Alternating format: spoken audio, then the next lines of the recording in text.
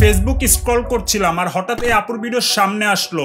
একবার না দুইবার না বারবার। কেন জানি নিজের অজান্তে এক প্রকার ঘৃণা কাজ করলো। তবা তবা। আপুর গায়ের রঙের জন্য না, সৃষ্টিকর্তা সকল সৃষ্টি সুন্দর। ঘৃণা আসছে আপুর কথাবার্তা শুনে। আমি যাকে বিয়ে করব তার মাসিক ইনকাম 2-3 লাখ তো থাকাই লাগবে। বাংলায় একটা প্রবাদ বাক্য আছে, ফৈন্নির পুতের নাম মিয়া খান। এই যুগের রাজনীতি ছাড়া মাসে 3 লাখ টাকা ইনকাম করা জাস্ট ইম্পসিবল।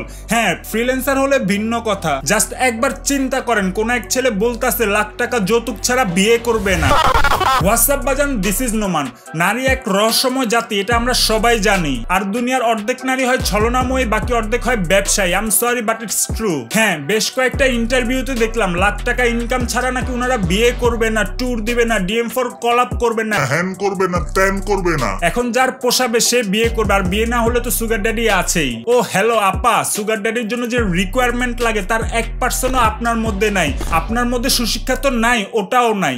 মানে বাজান, একটা মানুষ জীবন যৌবন শেষ করে 100 কোটি টাকা কামাবে আর শেষ বয়সে এরকম এক বস্তির পিছনে টাকা উড়াবে। Like seriously? সুগার ড্যাডির কাজের বুয়া ভদ্র হয়, সভ্য হয়, তাদের কথাবার্তা সুন্দর হয় এবং শালীন হয়। হ্যাঁ, প্রশ্ন তুলছে আপনার শিক্ষাগত যোগ্যতা নিয়ে। যদি আপনার মধ্যে ন্যূনতম শিক্ষা থাকতো তাহলে কখন আপনি মিডিয়ার সামনে এসব মিনিংলেস কথা বলতেন না। 15+ হইছে। কেননা একজন শিক্ষিত মানুষ নিজের সম্মান নিয়ে ভাবে, একজন শিক্ষিত মানুষ সমাজ নিয়ে ভাবে, একজন শিক্ষিত মানুষ ভদ্রতা নিয়ে ভাবে। জানি না আপনি কত টাকা খরচ করেন, জানি না আপনার খরচ কিভাবে আসে আর আপনি কিভাবে টাকা কামান। আপনি যদি সত্যি হালাল ইনকাম করে থাকেন তাহলে বুঝতে পারতেন যে মাসে লাখ টাকা কামানো কতটা কষ্টকর। আরে হালাল বাদ দেন, আপনার তো হারাম পথ মাসে লাখ টাকা কামানোর যোগ্যতা নাই। হ্যাঁ, আজকাল টাকা কামানো অনেক সহজ হয়ে গেছে আর সত্যি মাসে লাখ টাকা কামানো যায়, কিন্তু যে ছেলে মাসে লাখ টাকা কামায় সেই ছেলে অন্তত আপনার মতো মনোভাব রাখা মেয়েকে বিয়ে করবে না।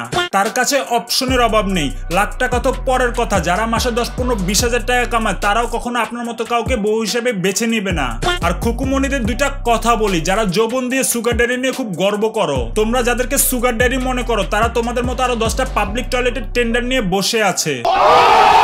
এসব সুগার ড্যাডি জাস্ট 2 দিনের বৈরাগী, আর এসব বৈরাগীর পাল্লায় যেসব মেয়েরা পড়ে তাদের সহজে বিয়ে হয় না, আর বিয়ে হলেও তারা সুখী হয় না। 2 দিনের সুখী হলেও 4 দিনের সংসার টিকে না, কেননা যে সম্পর্কে একবার টাকা ঢুকে যায় সে সম্পর্ক কখনো চিরস্থায়ী হয় না। হ্যাঁ, ছেলেরা টাকা কামায় দায়িত্ব নেওয়ার জন্য আর মেয়েরা টাকা কামায় স্বাধীনতার জন্য। Sad but true. অবশ্যই টাকা জীবনে মূল্যবান, কিন্তু তার সম্পর্কের চেয়ে নয়। টাকা আসবে যাবে, কিন্তু একটা ভালো সঙ্গী পাওয়া ভাগ্যের বিষয়, যেটাকে টিকিয়ে রাখতে হয় মায়া ও ভালোবাসা দিয়ে, টাকা দিয়ে নয়। জীবন সঙ্গী সৎ হলে 10,000 টাকা দিয়েও সংসার চলে, কেননা সংসার সুখের হয় রমণীর গুণে, ঠিক তেমন সংসার শেষ হয় রমণীর দোষে। তাছাড়া যে কোনো মানুষের যে কোনো চাহিদা থাকতেই পারে, কিন্তু চাহিদা থাকা উচিত যোগ্যতা অনুযায়ী। ডিভোর্সের পরে সব মেয়েরা তো ইন্ডিপেন্ডেন্ট ওমেন।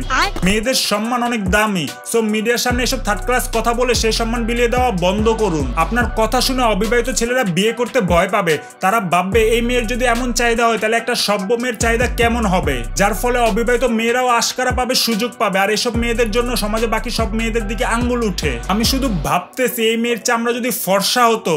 ওই লাইট অফ করছে কে রে?